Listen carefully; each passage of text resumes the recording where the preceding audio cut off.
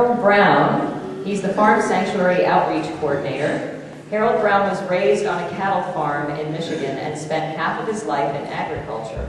As Outreach Coordinator for Farm Sanctuary, Harold is coordinating a campaign to encourage farmers to adopt sustainable farming practices. Harold Brown appears in Peaceable Kingdom, where he tells the powerful story of his transformation from beef farmer to vegan farm animal advocate. Please welcome Harold Brown.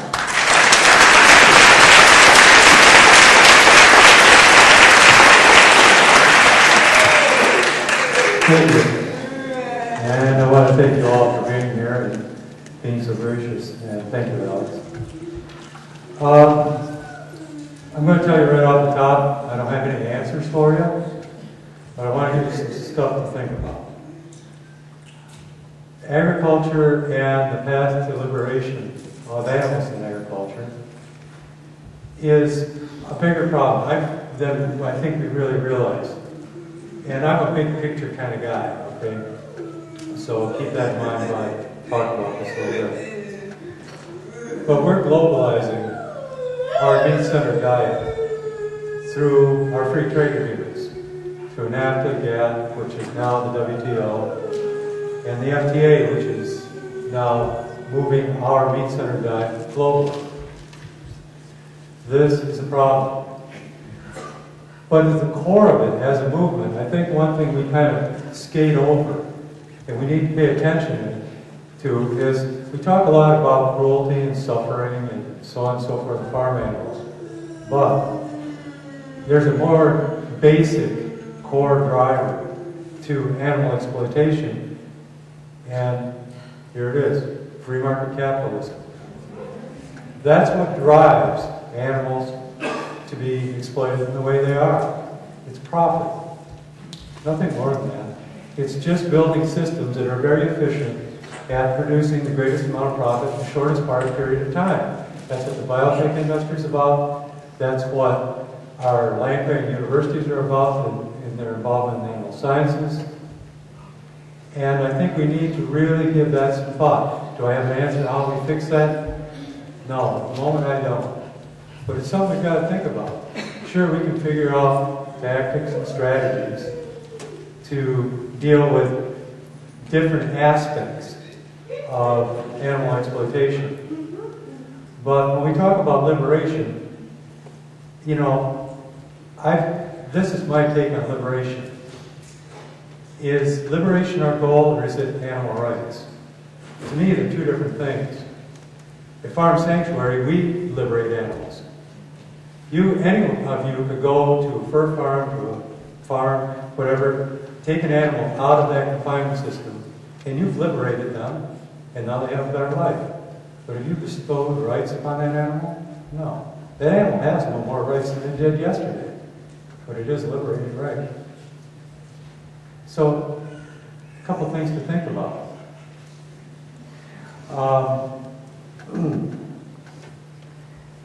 And I know in the last year we've got a debate going on about this whole idea of, well, what is the best way of approaching animal rights or animal welfare? To me, they're two different things. And we have to have the emotional honesty and the intellectual rigor to understand that they are two different things. Animal welfare is taught at every land-grant school in this country. I took those classes. But yet we see a lot of people in the movement who see themselves something different than that, which is basically just finding more efficient ways of producing animals, but it's also about productivity. Because if you take classes in animal welfare at the agricultural end of the spectrum, it's about not the individual interest of the animals, and that's actually what they argue against. What they argue for is whatever is in the best interest of the greatest number of animals is animal welfare. And what does that equate to? More profit. And we have to keep that in mind when we talk about welfare. Rights is another thing. Let me give you, this is the way I kind of conceptualize this debate. And again, Do I have an idea of what's better? Which path is right? I can't say that. I can't make that decision for you. I know what works in my life and the path I have to walk. But it's a question we each have to ask ourselves. But the way I look at it and conceptualize it is welfare. People do animal welfare. It's work that needs to be done. And God bless everyone that wants to do that kind of work. But it has a parallel in human culture. And to me, what that is that welfare is the same as hospice work. We have hospice workers among us who their job is going out and taking care of terminally ill patients, usually stage 4 cancer patients, and making their life somewhat more comfortable, or as comfortable as possible for what time they have left. And in welfare, that's exactly what we're doing. All these animals are going to get slaughtered, every last one of them. But what people do is they have a calling, they have a passion, their heart bleeds for these animals, as they should, as we all do, really. And it's about giving them what little comfort we can here and now for a patient that's terminal. It's going to end up being food for someone else. That's the way I see welfare. On the other side is rights. A little bit harder work. Because the way I conceptualize that is the equivalent to it are midwives. And midwives are people among us who are giving birth to new life. And that's basically what rights people are doing. They're giving birth to a new paradigm, to a new idea in society that it's basically a new life, because it's something that doesn't yet exist. And I think that's a good way of thinking of it. And these are important to people too, because they're bringing forth a new idea, a new paradigm, a new life. We need both, I think. But we have to be honest about what we're up to. And own it. Because if we don't have integrity, then we don't gain the respect of the people we're trying to work with, or for, or in conjunction with. And that's the path we have to, decide we're going to walk down. But getting back to the global aspect of this, mark my words, within our lifetime, we're going to see what I call agriculture apartheid in this world. Whether you know it or not, in the non-industrial countries of this world, 70% of their population is farm. And because of the globalization of the Green Revolution, and how many people know what the Green Revolution is? Oh my God. Okay, the Green Revolution was the brainchild of, basically, that came out of the Second World War. It's chemical agriculture, short story. It's industrialized agriculture. Okay, well, that term kind of disappeared for a number of years, especially in the 90s. We didn't hear much about it, but it's resurrected. We're taking the Green Revolution to India, Africa, Asia, and we're displacing farmers. The one thing that we don't hear in the political debate here in the United States is we have this problem with these illegal immigrants coming up from the South.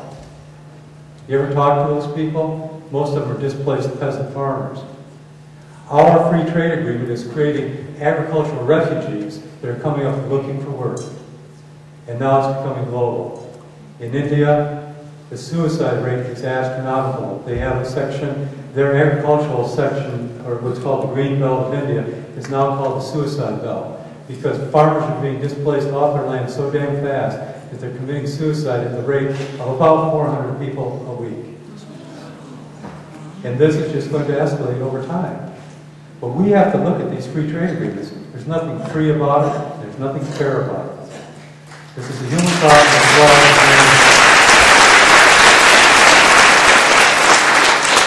So as you can see, I'm a big picture kind of guy. These are larger questions. These are larger concepts.